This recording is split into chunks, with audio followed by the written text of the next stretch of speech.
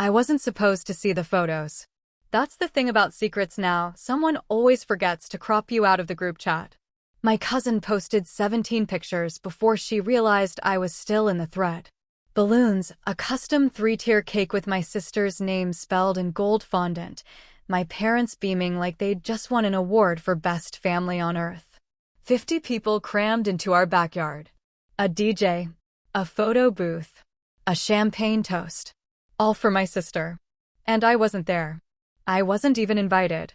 I scrolled through each image with the volume off, sitting on my apartment floor at 11 at night, still in my work clothes.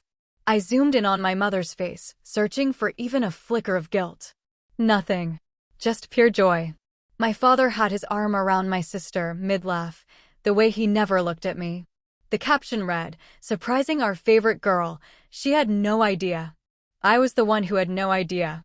I was the one erased. You have to understand something. This wasn't a mistake. My parents didn't forget me. I lived 22 minutes away. I spoke to my mother 3 days before the party.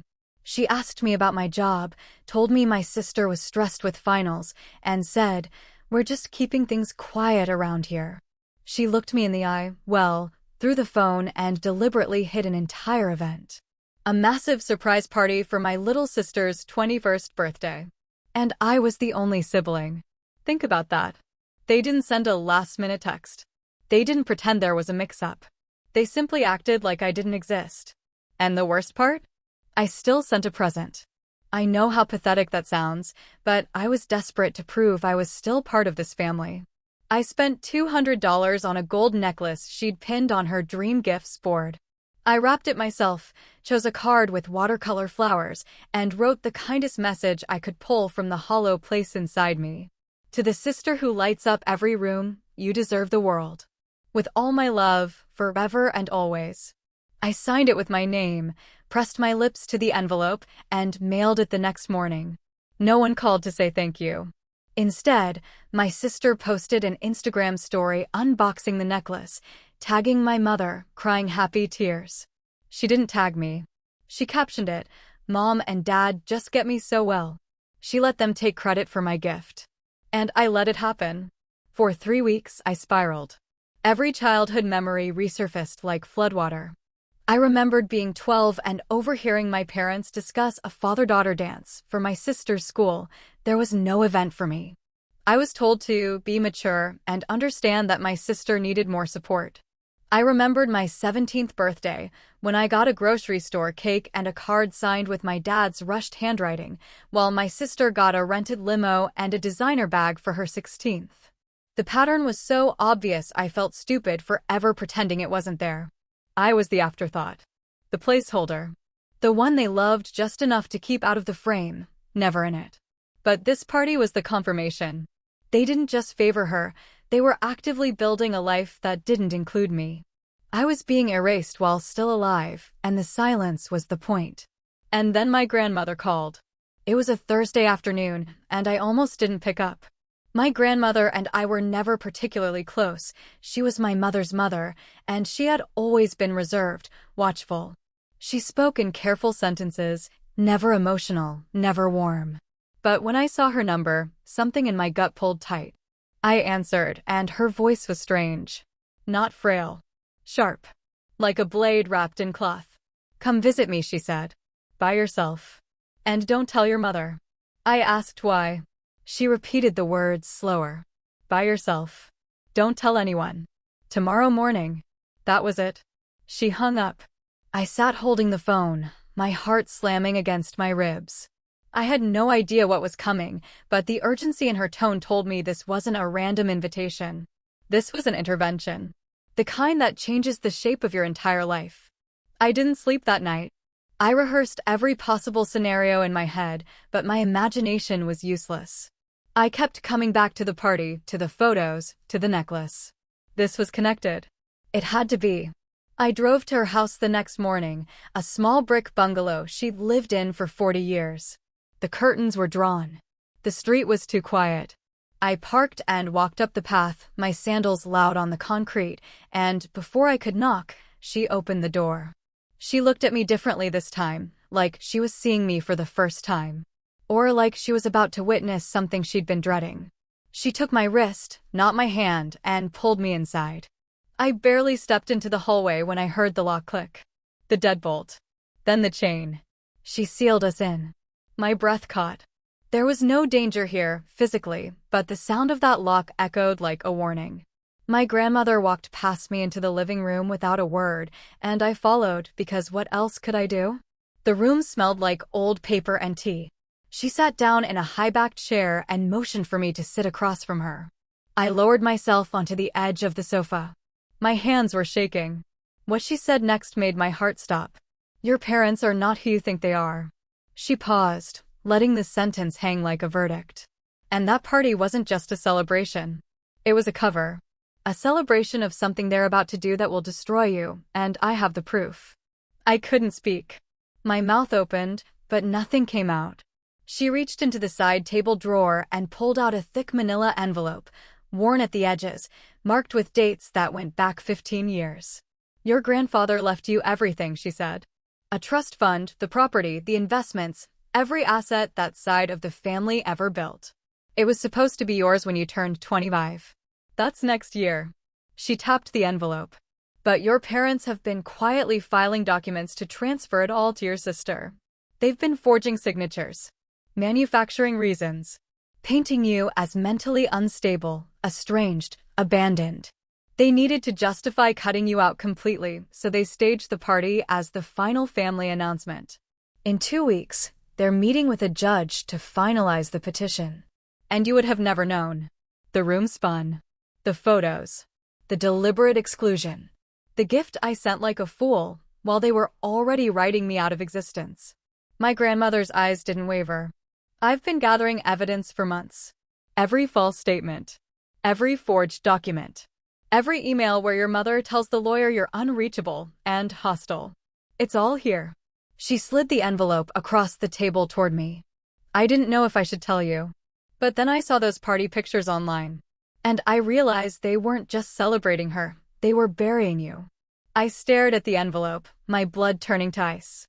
This wasn't a family. This was a conspiracy. And everything I thought I knew about my life was a lie. The envelope sat between us like a bomb. I reached for it, my fingers numb, and pulled out the first document. A sworn statement from my mother, dated 8 months ago, claiming I had severe behavioral issues and refused all contact with the family. Next was an email chain with their attorney, where my father wrote, "We just need to make her look unreachable. The judge won't dig deep if the paperwork is consistent." My stomach turned inside out. Page after page of carefully crafted lies. Forged signatures that were supposed to be mine. A fake psychological evaluation. A fabricated timeline of my estrangement. But what I saw next was the detail that broke something in me permanently. There was a final petition summary, and at the bottom, a note in the lawyer's handwriting. Client intends to transfer full estate to younger daughter. Celebration event scheduled to mark the successful resolution. Celebration event. The party. The party wasn't about my sister's birthday at all. The cake, the balloons, the 50 guests, it was a victory lap. They were toasting the day they finally erased me legally and financially. And I had sent them a gift to congratulate them. My grandmother didn't move. She let me sit in the silence, drowning in what I'd just learned. Then she said, I didn't raise my daughter to be a thief. But she became one anyway. And I won't let her destroy my husband's last wish. She explained that my grandfather, before he died, had seen what was happening, the favoritism, the cruelty. He changed his will in secret, bypassing my mother and locking the inheritance directly to me, to be released when I turned 25. But my parents had been plotting for years to undo it. They just needed me to look crazy and gone long enough for a judge to sign off. And I would have never known. I didn't cry. I didn't scream. Something inside me shut off like a light.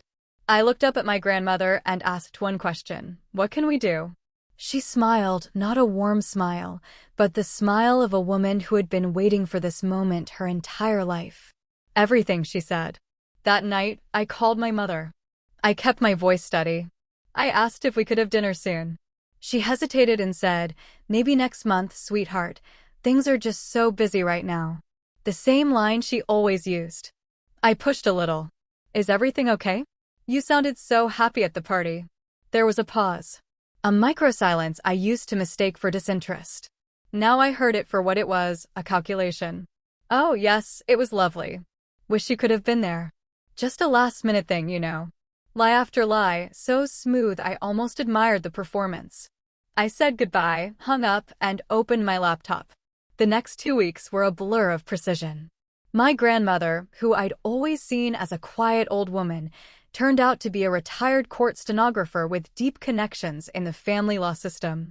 She knew which judge was assigned to the hearing. She knew the clerk who processed the fraudulent documents. And she knew exactly how to file an emergency motion to intervene. We hired a forensic document examiner who confirmed the signatures were forged. We collected every contradictory statement my parents had made to other relatives about why I was absent. My grandmother recorded a phone call with my mother, during which my mother casually mentioned, "We just need this thing signed next week, and it's all done." She thought she was talking about a car registration. She was actually confessing to fraud. The morning of the hearing, I stood outside the courthouse in a navy dress my grandmother bought me. She held my arm and said, "Walk in there like you already own everything because you do." I walked into that room, and the look on my parents' faces was something I will replay for the rest of my life. My mother went pale. My father actually stepped backward. My sister, who had been smiling, froze with her mouth open. They had no idea I knew. They thought this was a routine rubber stamp proceeding. The judge, an older woman with sharp eyes, looked up from the file and said, "We have a new motion to address. Miss, please step forward." I didn't speak at first. My lawyer, a woman my grandmother had personally selected, handed the judge the folder we had assembled. The evidence. The forged documents. The emails. The recorded call. The judge read for 10 minutes in absolute silence. When she finally looked up, her voice was ice. "Mr. and Mrs. Callahan, you are aware that presenting falsified evidence in my courtroom is a felony, correct?" My mother started stammering. "This is a misunderstanding. She's been unstable." The judge cut her off. "I have a forensic handwriting analysis here. I have recorded admissions of intent. And I have your own mother sitting in the back row, prepared to testify against you." My parents turned around. My grandmother raised one hand in a small wave, and the room seemed to tilt. What happened after that was a cascade I couldn't stop, even if I wanted to. The judge didn't just deny their petition.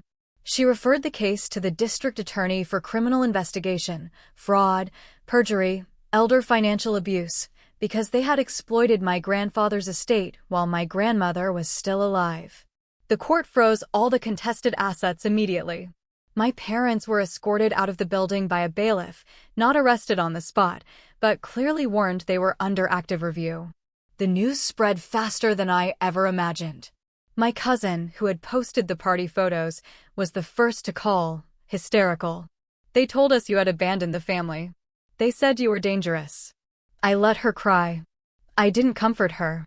Within a week, my father was placed on administrative leave from his firm pending the investigation.